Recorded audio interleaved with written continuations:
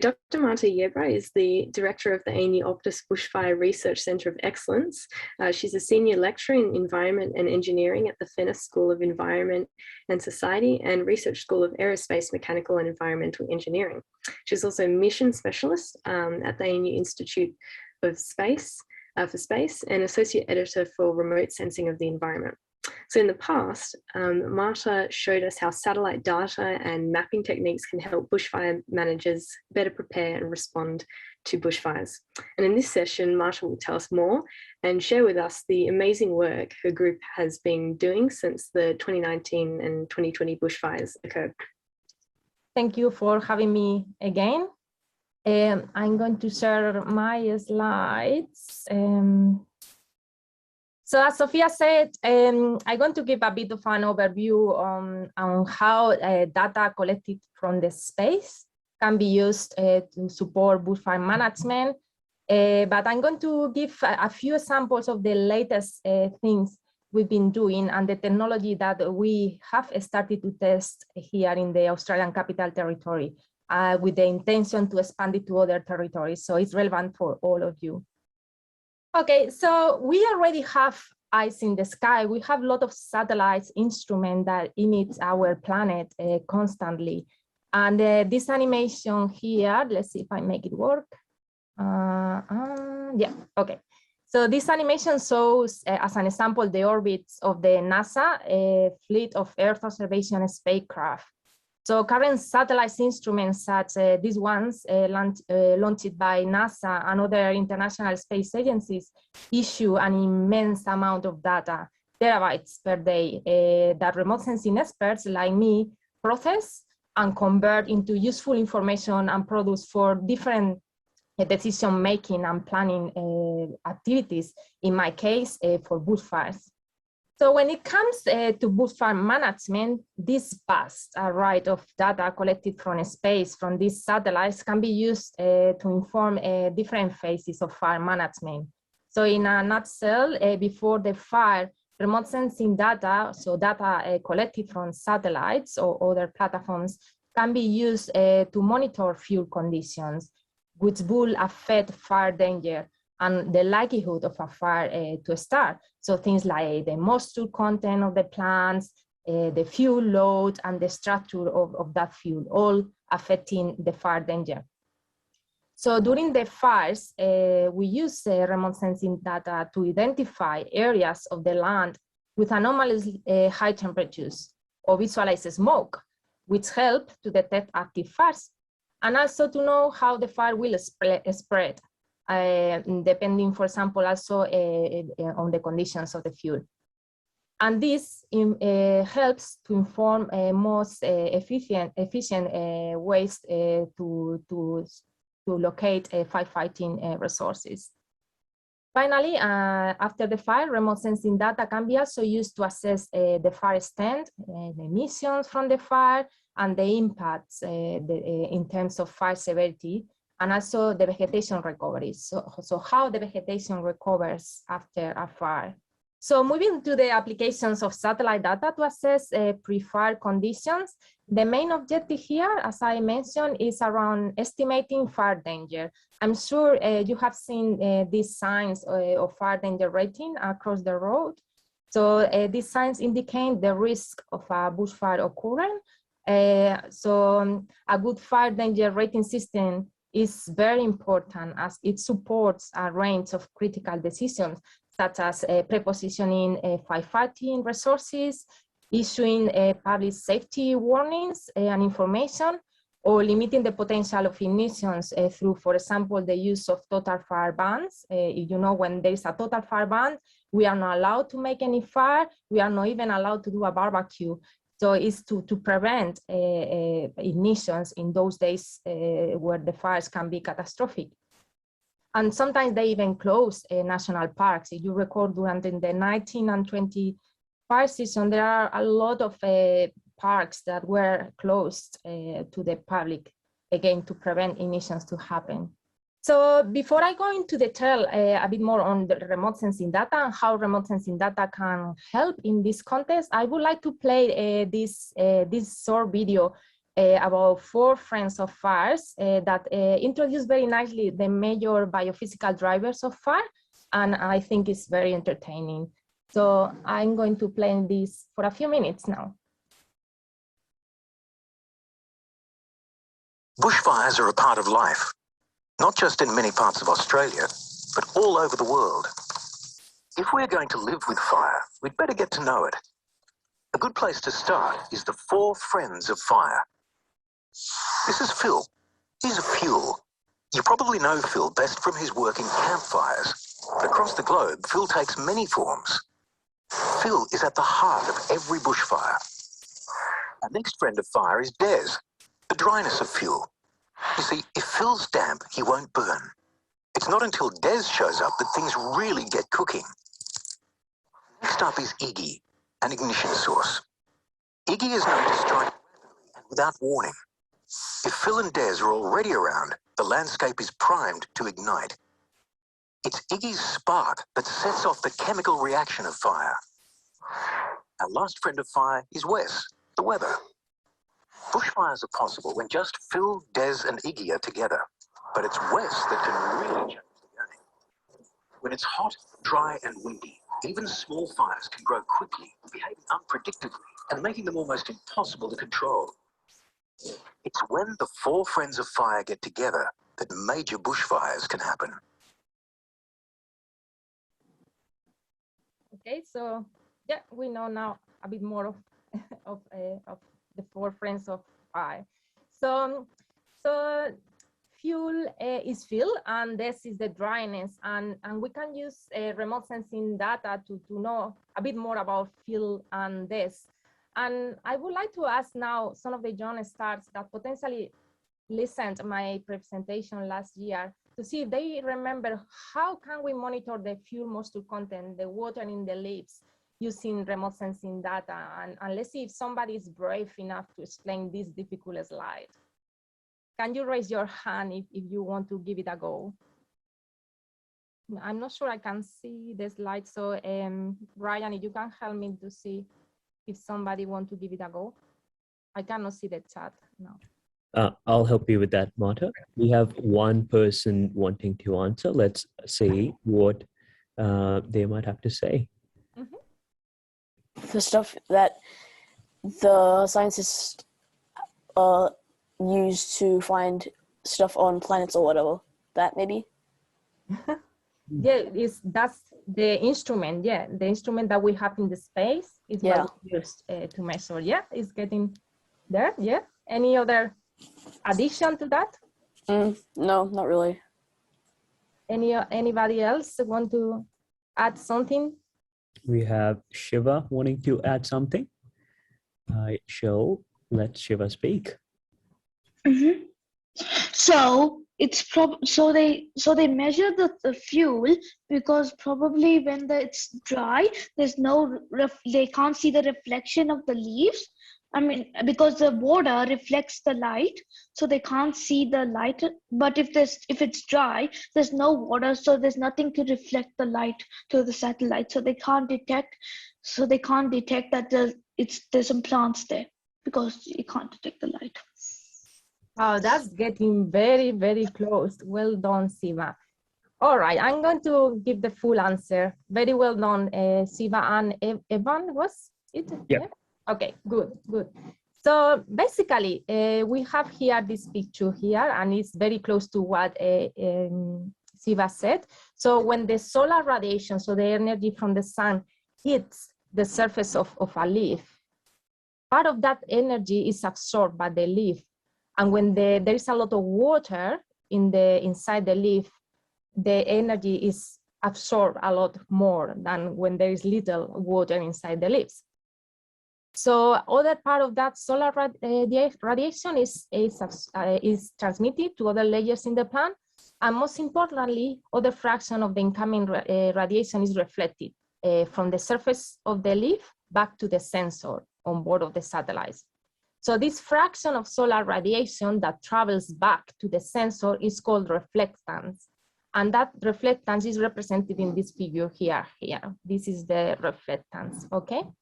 So basically this figure shows the reflectance of 2 plants. with different moisture content. A dry plant that is represented in red, and the wet plant that is represented in blue.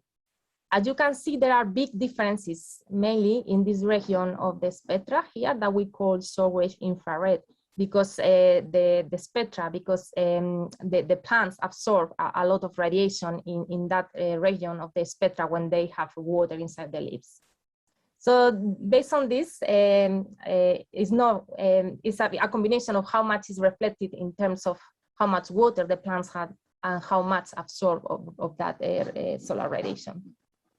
So because of this, we can create very complex algorithms that convert that data from the satellite into maps of fuel moisture content. And here I show an animation of the fuel moisture content of the water in the plants for Australia since 2019, derived from a satellite from NASA that is called MODIS. So as you can see, the fuel moisture content is very dynamic. It changes over time, but it's constantly low in the desert central zones of Australia because they are very dry, so they are constantly dry there. But in January, we see that there are low values in most of Southeast Australia because it's summer, but then the vegetation gets wetter and as we progress into autumn and winter. So this is a very dynamic variable, and that's why we need to track it very, very accurately. So here I have zoomed into a specific area of Australia. Does anybody know where this is? Which part of Australia is this? Or somebody wrote it in the chat, perhaps. Okay, so it's Canberra. Is it Canberra? Yeah, and can you guess when this is? Well, it is. Yeah, it's a bit of a yeah. We have the date. Yeah. Mm-hmm. Yes, I guess it's 2021, 25th. Yes, so this is an image of the fuel moisture content conditions of around the ACT and surrounders a few days during the Orrora Valley fire. So here in black, you see what was the perimeter of the fire that was burning in around Canberra in 2020. And the flames are the active fires at the time of the fire. And as you can see, so areas in red are areas of the landscape that is very dry, and areas in the map that are in blue are areas that are very wet. And as you can see, most of the area around that was burning was quite red. So that means that the vegetation was very dry at the time of this fire happening. So Desi was the friend of fire. Yeah, Desi was the name of it was very active here. It was a lot of dryness in the landscape. And just for you to have a comparison, this is exactly the same day, but a few years before. So in 2011, and you can see that the map is a lot more, there's a lot more blue in the map. So the vegetation was a lot wetter in that year. And that's why potentially there were not so many fires. So one of the things we are doing recently is that we have developed a higher detail, so a very high resolution map of fuel moisture content. So here you can see two products with two different resolutions. This is 500-meter resolution. So as you can see, the picture is a bit blurred. You don't see a lot of detail into the values of fuel moisture content or vegetation wetness in this area. But if you go to higher spatial resolution imagery, as we are doing now, using a satellite that comes from the European Space Agency that is called Sentinel-2, we see a lot more detail.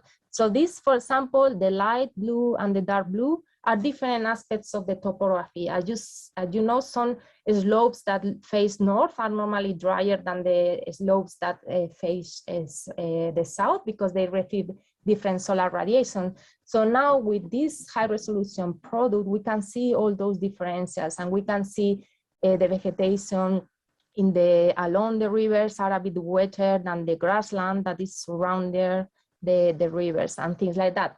Things that we could not monitor previously with the low resolution satellite product.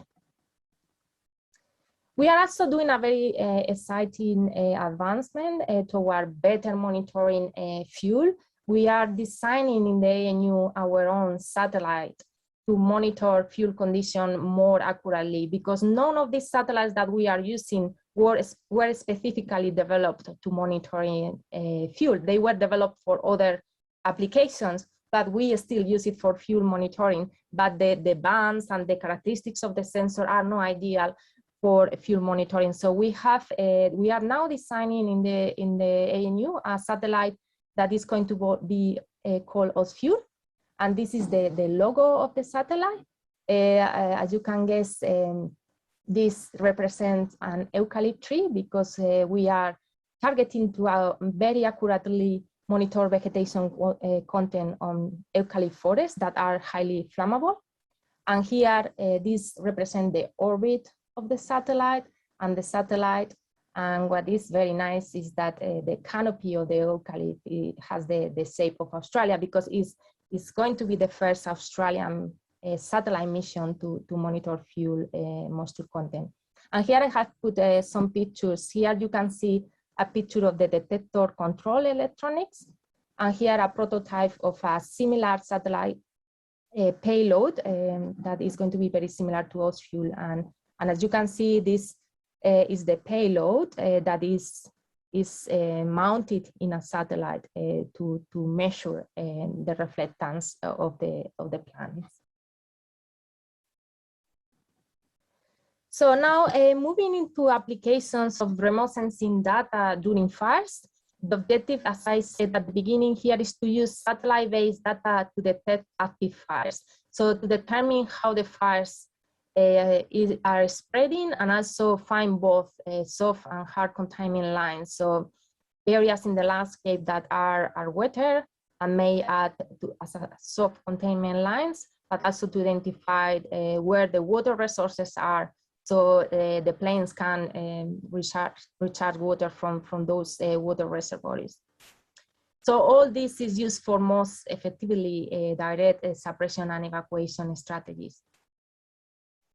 So these are some images that perhaps most of you may have seen already, because these images were on the press during the 1925 season. So these are high-resolution optical data over the Bateman Bay area in the south coast of New South Wales. And these images were taken on the 31st of December. And you can clearly see the smoke of the fire. You can see the fire front, so the areas of the landscape that are still burning. And you can even see pyrocumulus. So these are clouds that are created by the fire themselves. So the fires create, when they are very severe, they create their own weather systems. And these satellite imageries you can see very nicely in this satellite image, the pyrocumulus. So one important aspect when it comes to detect active fires using satellite observation is the frequency of image acquisition. Of course, the more frequent your satellite revisit an area and collect image of the specific area, the higher the chances that you will be able to detect a fire as soon as it ignites. So here you can see on your left, the active fire detected by a NASA satellite that is called MODIS, on board of 2 platforms from NASA that views the Earth's surface every 1 or 2 days. And therefore, the frequency of the observation is a bit limited for bushfire application, because you need to be very lucky that the fire starts exactly when the satellite is overflying to detect that fire. But on the right, you have detection using a Japanese satellite that is called Imawari-8. This satellite is geostationary weather satellite that offers significant improvement, because this satellite is looking at the same portion of the land all the time and collect images every 10 minutes. So as you can imagine, you can have better chances to detect the ignition, and then you have more frequency observations on how the fire progresses. However, the characteristics of these sensors in terms of spatial resolution still makes a bit difficult to detect small fires, because the Imawari-8 have a ground resolution of 2 kilometers. So it cannot distinguish anything within the 2 kilometers, and MODIS is 500. So if you want to detect a very small fire, let's say 10 meters square, it's going to be very challenging if you only use these satellite systems. But we need a faster detection. So we need to detect the fires as soon as they ignite, so they can be suppressed when they are little, because if you leave them to grow, the larger they grow, the harder it is to extinguish them.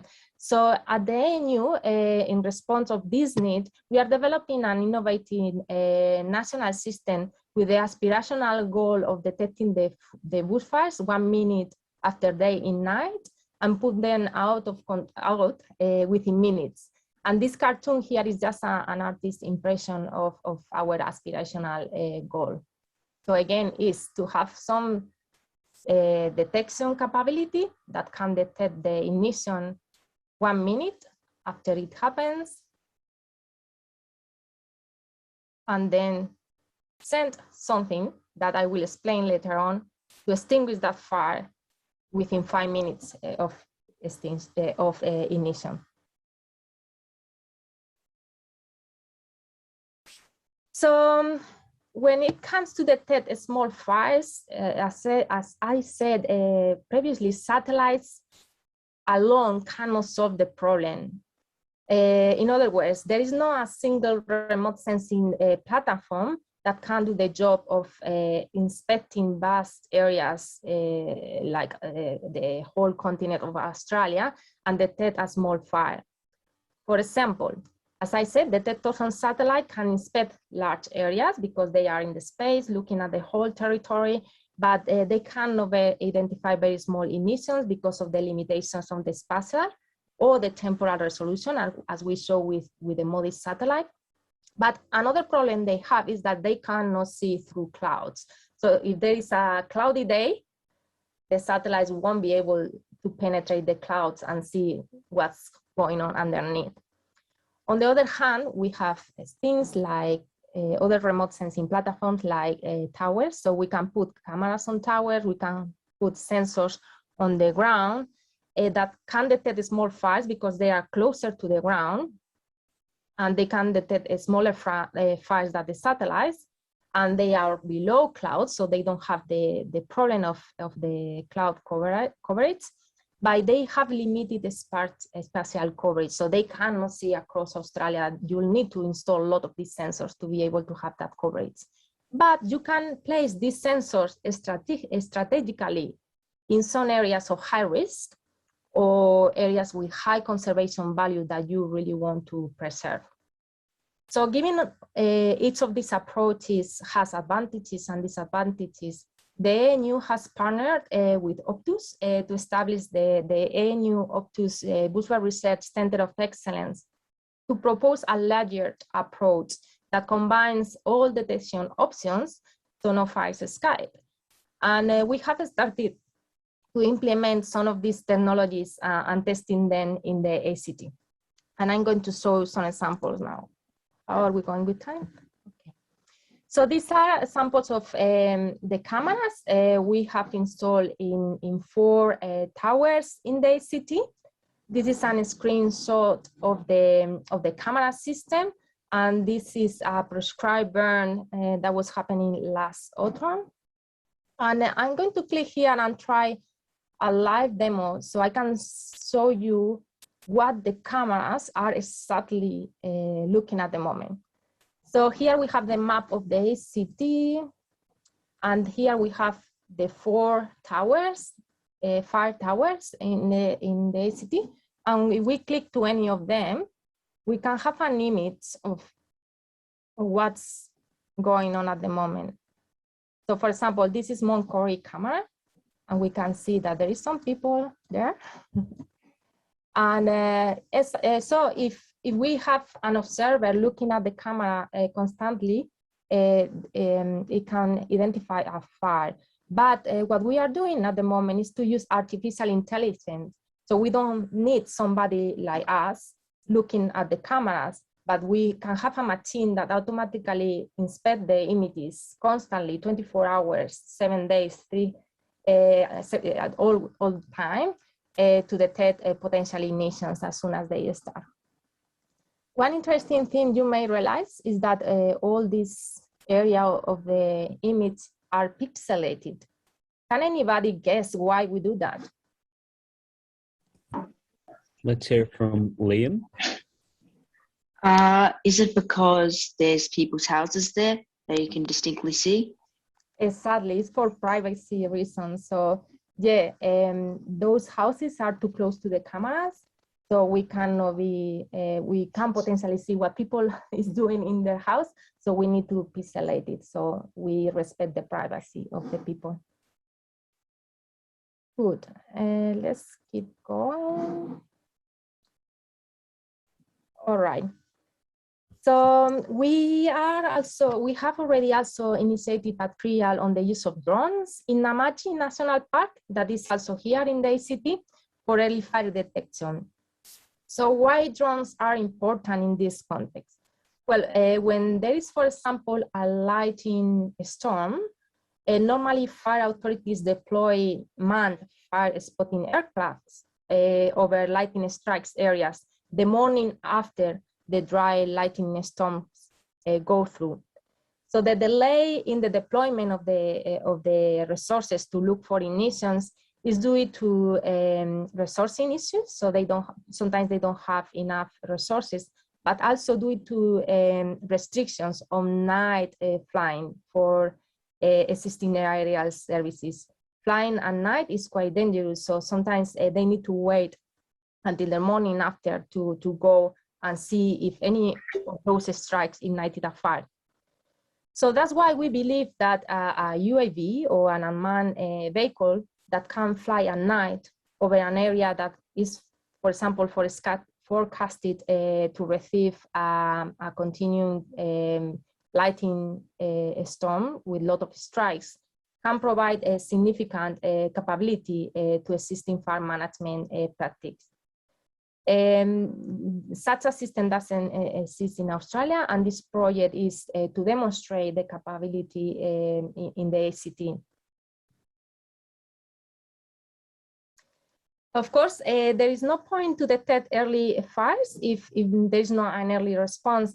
At the ANU, we are also designing a prototype GPS guided water gliders. So is this kind of they look a bit like a bomb, right? But we call it water gliders. So these water gliders are to suppress fires where they are very small. So again, current techniques for aerial firefighting involve low-level flying, which is in many occasions very dangerous and need extensive preparation and coordination, limiting the speed for response. That is what is key. So we respond quickly, so the fire is small at the time of first attack. So most lightning ignitions occur late in the day when the aerial suppression is not performing at all, because the difficulty of flying at night time, as I said also before. So this innovative new design for water bombing from high altitudes is safe and can provide very rapid response and high accuracy and control over the speed of the water deployment, and can be used day and night. So we again want to demonstrate this capability here in the ACT. So just briefly to finalize, so if we cannot prevent fires, if they ignite and finally we cannot suppress, they unfortunately end up having an impact and damaging the landscape. So in those, if that's the case, still Earth observation and satellite data can assist on assess their impacts. And this is important because a quick and large scale impact assessment can be used to prioritize remediation efforts. So, for example, if there are if there's a huge fire, if the land managers know what are the areas that have been burned at higher severity and have more risk of erosion, they can go first to those areas and start installing some remediation measurements to prevent erosion to happen. So for those in the ACT, you probably, and for those not in the ACT, probably you heard about the Orrora Valley fire. So soon after the fire, we did a survey to assess the fire severity. And this is normally how it is done. So once a fire happened, a land manager jump into an helicopter and go and inspect the different areas to see which areas have been impacted at high severity and which ones have been not burned. So again, to prioritize remediation efforts. But we can use also remote sensing data, data from the satellite to do this at a larger scale. So here, for example, the dots in the map represent the ground truth, what we call ground truth. So the observations that this person in the helicopter made. And as you can see, even you fly for many years, so it's not years, sorry, days, you can always cover a certain areas. It's very hard to cover the whole territory, but again, with satellite data, you can cover larger areas and have a more broad scale estimates of fire severity. We always use field observation for validation. For example, once we run our models with the satellite imagery, we compare with field observations and say, oh, and see if our model is right. It's a kind of validation. So for example, this area that is represented in green is an area of low severity, and then we check the field observation, and we see that indeed it's been an area where most canopies have not been consumed, most canopies are still green, only a few canopies are scored. So yeah, it's low or moderate severity. If we go to the yellow area, that is medium severity, we see something like this. So where all the canopies have been scored, and that's why they look brown. But an area in the map in red will be something like this, where everything has been burned to the ground. All right, I think that's pretty much what I wanted to say. Basically, my take-home message is that the satellite information has already and will in the future support fire management in Australia through providing additional intelligence to better plan, prepare, and respond to bushfires.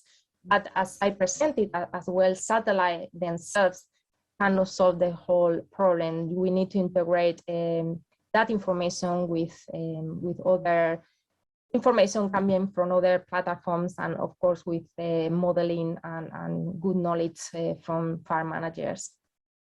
Thank you very much. Now I'm very happy to open the floor for questions.